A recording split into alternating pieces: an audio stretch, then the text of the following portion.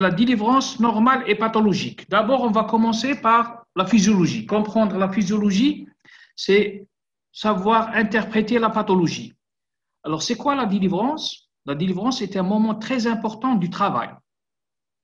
De par les complications graves pouvant apparaître, la surveillance de la délivrance doit être rigoureuse et exclusivement clinique, car l'hémorragie de la délivrance est l'une des principales causes de la mortalité maternelle.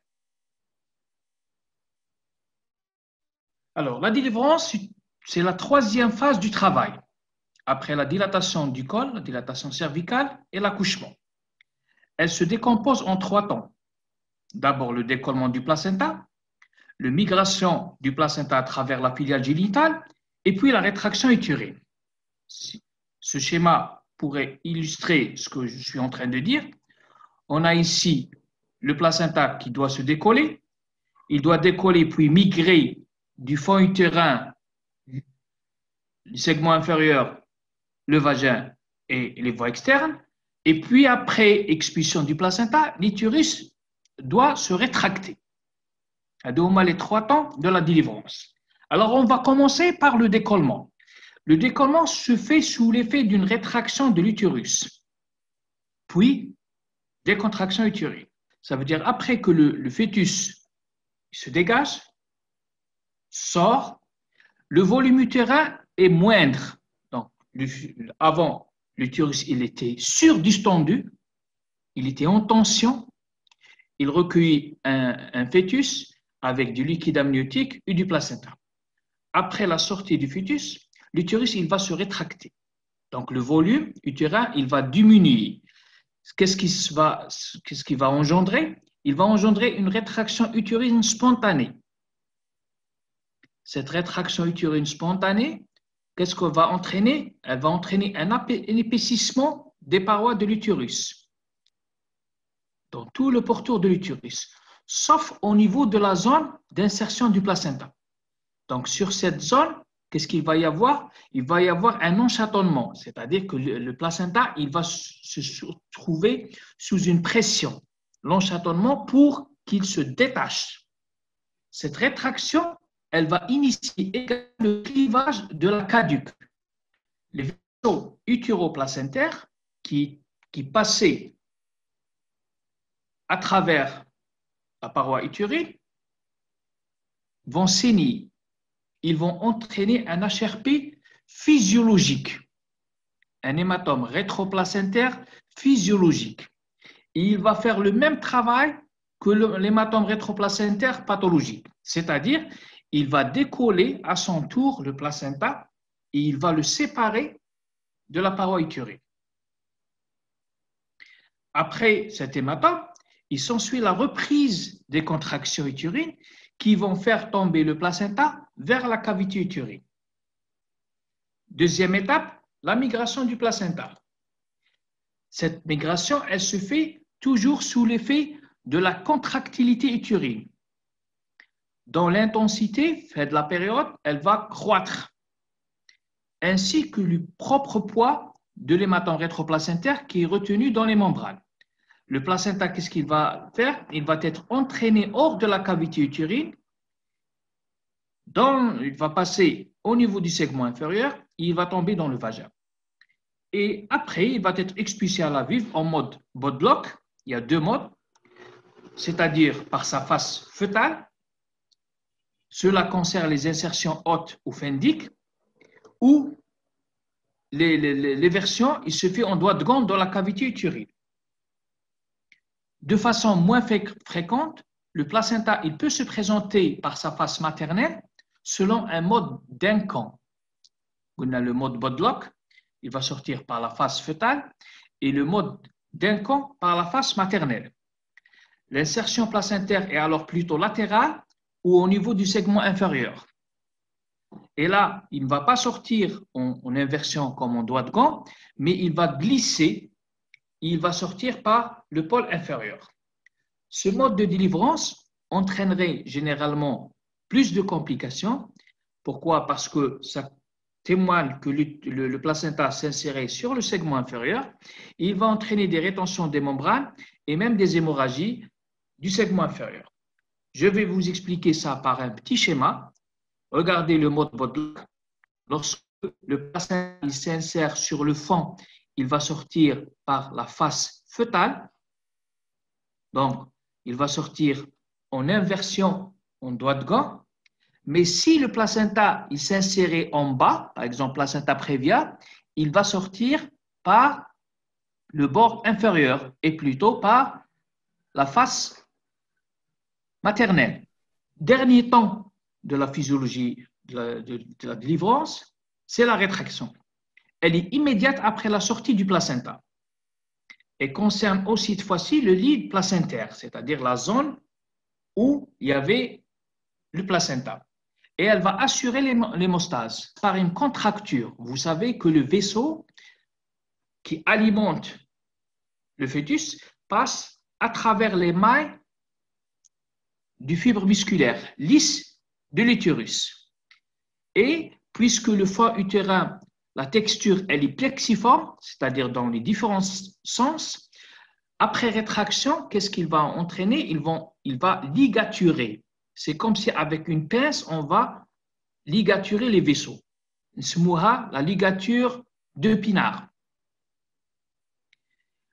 Et on parlera alors d'un globe de sécurité. Vous avez remarqué que tout le monde s'intéresse sur le fond utérin. Alors, pourquoi on s'intéresse sur le fond utérin? Pour palper le fond utérin et sentir cette rétraction.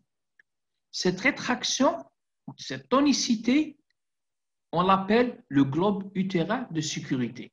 C'est-à-dire que l'utérus, après avoir éliminé le fœtus et avoir éjecté le placenta, il s'est rétracté sur lui-même. Et cette rétraction lui assure une confiance en matière d'hémostase. Alors, quels sont les différents types de délivrance? On a le premier type, c'est la délivrance spontanée. C'est quoi une délivrance spontanée? Lorsque vous avez assisté à toutes les différentes étapes précédemment décrites, le placenta il est évacué spontanément avec l'aide de quelques efforts de poussée par la patiente en position debout ou allongée. Pas un problème. C'est-à-dire que tout ceci, il se fait sans intervention du personnel. Là, on dit délivrance spontanée. Le diagnostic du décollement complet du placenta, il se fait grâce à une manœuvre de refoulement. Là aussi, lorsqu'on refoule l'utérus, on suspend bien, on relève légèrement l'utérus en haut et en maintenant avec la main droite sur la pince qui clampe le cordon ombilical et on va voir le mouvement du cordon. Si le cordon ombilical remonte au moment de cette manœuvre, on va dire que le placenta il est encore solidaire à l'utérus, donc il n'est pas décollé. Mais si on arrive à remonter l'utérus sans tirer sur le cordon, là on a presque sûr qu'il y a eu un décollement et là on peut continuer notre mouvement. Voilà ce qu'on peut faire. Regardez la main qui empaume le fond utérin et essayer de tirer sur le fond utérin en gardant une main sur le deuxième. Si l'utérus remonte sans qu'on tire avec nous la pince, ça veut dire que l'utérus, le placenta il est décollé et il va suivre le mouvement sans aucun problème. Deuxième type de délivrance, on a des délivrances spontanées. Maintenant, la délivrance dirigée. C'est quoi une délivrance dirigée? Elle consiste à l'administration de drogues utérotoniques, spécialement le syntocinon, parce qu'on n'a pas les prostaglandines. Le but, c'est de réduire le délai de la délivrance. Vous allez me dire quel est le délai de la délivrance? Eh bien, je vais vous dire qu'il y a plusieurs auteurs, c'est entre 20 à 30 minutes. Entre 20 à 30 minutes, les nouveaux auteurs parlent de 20 minutes, les anciens parlent de 30 minutes. L'essentiel, que du moment qu'il n'y a pas de saignement, on peut aller jusqu'à 30 minutes. Mais dans certaines situations, on peut attendre plus. Donc, on fait quoi? On fait de la délivrance dirigée pour réduire ce temps-là et limiter les pertes sanguines après l'accouchement. Cette administration, elle se fait par voie intraveineuse au moment du dégagement de l'épaule antérieure du fœtus. Au moment de l'accouchement, la tête sort et elle est suivie par l'épaule antérieure dans la présentation céphalique. Une fois l'épaule antérieure à l'extérieur, un deuxième aide va injecter en intraveineuse directe 5 unités de syntocine. Et là, on va parler de quoi? On va parler d'une délivrance dirigée. Quand est-ce qu'elle est indiquée, cette méthode? Elle est indiquée dans les situations à risque d'hémorragie du postpartum. Lorsque, par exemple, on est devant une femme qui est anémique, qui a saigné au moment de l'accouchement, une femme dont le placenta est inséré en bas, c'est-à-dire un placenta prévia, une femme multipare dont l'utérus n'est pas assez tonique, là, on a peur que cette femme, elle va saigner. Donc, qu'est-ce qu'on va faire? On va anticiper à cette situation en indiquant une délivrance dirigée. Troisième situation, c'est la délivrance artificielle. Alors, c'est quoi une délivrance artificielle? Elle correspond à l'extraction manuelle du placenta hors de l'utérus. L'extraction manuelle, c'est-à-dire, c'est l'opérateur qui va extraire le placenta. C'est pour ça qu'on dit artificielle. Elle est nécessaire lorsque le placenta ne se décolle pas 30 minutes après l'accouchement. Mais ça pourrait aussi utiliser immédiatement après l'accouchement lorsqu'on est devant une situation d'hémorragie de la délivrance. En quoi elle consiste? Elle consiste, après les différents temps qu'on en a déjà parlé, à l'introduction de la main dominante, c'est-à-dire s'il est droitier, il va introduire ou gaucher, de l'opérateur dans la filiale génitale le long du cordon ombilical. Et l'autre main, elle empaume le fond. Elle va bloquer le fond utérin et elle va le ramener en bas. C'est comme si on va ramener l'utérus vers l'autre main, vers le bas et le centre de l'abdomen. En schéma, regardez la main, c'est moi la main d'accoucheur, qui est introduite en suivant le cordon. Regardez ce qu'il fait. Il suit le cordon pour arriver au niveau du fond utérin. C'est par sécurité, pour ne pas se retrouver dans le cul-de-sac. Et une fois arrivé, il doit décoller progressivement le placenta au niveau de la paroi utérine. C'est-à-dire, il va suivre le fond utérin jusqu'à ce qu'il arrive au niveau du bord cubital de la main, qui va décoller progressivement. Il va saisir le placenta et l'extraire en un geste doux à l'extérieur.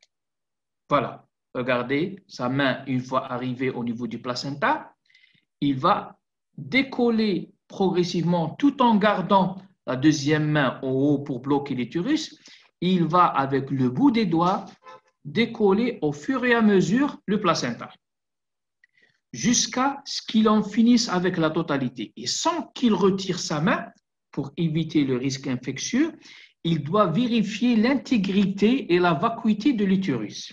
C'est-à-dire, il va décoller le placenta, il va le laisser légèrement sur sa main et son avant-bras, il va vérifier, revérifier plutôt, le pourtour de la paroi interne pour voir s'il n'a pas oublié un cotylédon aberrant ou qu'il n'y a pas une déhiscence ou une rupture de l'utérus.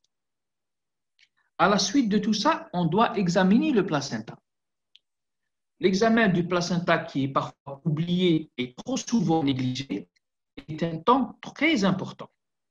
Il doit être méthodique et réalisé aussitôt la délivrance effectuée. Il pourra jouer un rôle important dans l'explication d'événements anté, per et postpartum. Je vais vous expliquer concernant ce petit paragraphe. Par exemple, vous avez assisté ou vous avez réalisé un accouchement et vous avez fait votre examen du placenta.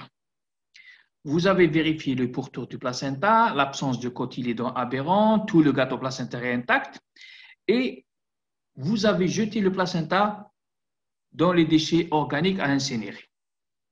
Quelques heures après, vous êtes appelé pour une hémorragie de la délivrance chez cette patiente ou parturiente. Et la question qui va se poser, est-ce que le placenta ou la délivrance a été complète ou incomplète? Vous pouvez répondre, si vous avez fait correctement l'examen du placenta, que la délivrance, elle a été faite, l'examen du placenta a été fait et confirme que le placenta a été décollé en totalité. Et là, vous allez, au lieu de refaire le geste, c'est-à-dire l'examen du placenta, alors que vous n'arrivez pas à le trouver, il est avec d'autres placentas, vous ne pouvez pas les distinguer. Et ça va éviter aussi un geste précipité. C'est-à-dire, vous allez penser à autre chose, à un problème d'hémostase, à un problème d'inertie, et pas à un problème de rétention placentaire. C'est pour ça qu'il est important, des fois, ça permet d'éviter certaines situations. L'examen, il doit se disposer, le placenta doit être disposé sur un plan dur et propre, sous un bon éclairage et débarrassé de ses caillots à l'aide de compresses. Il doit être examiné sur les deux faces, la face fœtale et la face maternelle, à la recherche d'anomalies, de vaisseaux, d'absence ou perte de substance, etc. Voilà. Sur la gauche, on a la face fœtale, c'est-à-dire c'est le côté qui regarde le fœtus, et sur l'image droite, c'est la face maternelle, c'est-à-dire c'est la zone qui va se coller sur l'utérus. Alors, la délivrance pathologique. Parmi la délivrance pathologique, on a la cause la plus importante, c'est l'atonie utérine. L'atonie, l'hypotonie, etc. C'est quoi? C'est l'absence de rétraction utérine après expulsion du placenta, hors de l'utérus et des voies génitales. Lorsqu'on recherche le globe de sécurité, on va trouver que l'utérus il est mou et la constriction de vaisseau ne se fait pas. L'utérus il est complètement relâché. Et si l'utérus il est complètement relâché, il ne peut pas saisir ou ligaturer les vaisseaux sanguins qui traversent la paroi utérine. Donc, cette zone d'insertion placentaire, elle va continuer à saigner et l'hémostase ne se fait pas. Alors, il faut chercher les étiologies. Comprendre ou connaître les étiologies, c'est connaître le traitement. Alors, on va commencer par les étiologies dues à la surdistension. On va donner l'exemple d'une femme qui accouche par un macrosome, qui accouche par jumeaux ou triplés, c'est les grossesses multiples, et l'hydramnios. Là, c'est dû à quoi? Elle est due à une surdistension utérine, c'est-à-dire les fibres musculaires utérines ont été très surdistendues. Donc, la rétraction, elle se fait difficilement. Devant ces cas-là, il faut toujours dire que cette femme, après l'accouchement, risque de me faire ça. C'est anticipé. Ça rentre dans le cadre de la prévention. Deuxième étiologie, c'est une anomalie au niveau du muscle utérin. C'est cette anomalie qui va empêcher ce muscle utérin de se rétracter, empêchant une bonne contractilité. On va prendre l'exemple d'un utérus fibromateux ou un utérus mal formé. Troisième grande cause, c'est la cause iatrogène. Première cause dans ce chapitre, c'est l'arrêt brutal des ocytociques. Il y a des sages-femmes, par manque d'expérience, elles déclenchent le travail, puis elles le dirigent, et une fois l'accouchement terminé, elles clampent la perfusion. Automatiquement, elle va bloquer l'alimentation des ocytociques au niveau de l'utérus, et l'utérus il va se relâcher. C'est l'arrêt brutal d'ocytociques. Normalement, ça doit continuer dans le temps et réduire le débit au fur et à mesure. L'utilisation des bêta-mimétiques. On va donner l'exemple de ce cas-là. C'est dans le cas où on admet une femme pour menace d'accouchement prématuré et on va tenter la tocolyse. On va faire quoi? On va faire une perfusion de salbutamol. Vous savez que le salbutamol, il fait le contraire du symptôme, il va entraîner un relâchement. Mais des fois, il y a des situations où le travail prématuré, il est déjà enclenché. Donc, qu'est-ce qu'il va y avoir? Va y avoir un échec de tocolyse. Et l'accouchement, il va se terminer malgré le traitement rapidement. Et là, on va se retrouver devant une situation où les bêta-mimétiques, ils vont jouer, ils vont continuer parce qu'ils persistent dans le sang, ils vont faire l'effet inverse pour la rétraction. Donc, il n'y aura pas de rétraction utérine, au contraire, il va y avoir un relâchement. Encore une situation, c'est le produit anesthésiant qui, heureusement, il est de moins en moins utilisé, c'est le fluotane, qui permet aussi un relâchement des fibres musculaires. Il est utilisé dans le cas d'enchattonnement, c'est-à-dire lorsque l'utérus se rétracte sur le placenta, on donne le fluotane pour un relâchement et pour libérer le placenta. La quatrième cause, c'est un travail prolongé. Il faut y penser devant une femme dont le travail traîne. Elle prend plusieurs heures pour atteindre des dilatations précises. Là aussi, on va aboutir à une femme épuisée physiquement, un utérus épuisé parce qu'il a contracté toute la journée et ça risque de se relâcher complètement après la délivrance. Une autre cause, lorsqu'on est devant une chorioamniotite, là aussi, c'est une étiologie probable de l'atonie. La deuxième cause de la délivrance pathologique, c'est une rétention placentaire complète. Par définition, on parle de rétention complète lorsque le placenta n'est pas expulsé après une durée de 30 minutes, voire 20 minutes, par rapport à l'expulsion fœtale, c'est-à-dire qu'on a attendu le temps voulu, 20 ou 30 minutes, il n'y a toujours rien. Bien sûr, dans ce cas-là, il n'y a pas signe d'hémorragie, parce que s'il y a un signe d'hémorragie, il faut intervenir beaucoup plus tôt. Alors, cette rétention, elle est expliquée par un problème de non-décollement. C'est le placenta qui n'arrive pas à se décoller.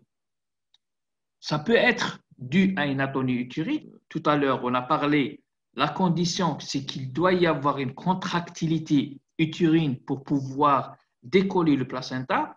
Lorsque cette contractilité elle fait défaut, bien sûr, il ne pourrait pas y avoir ce décollement.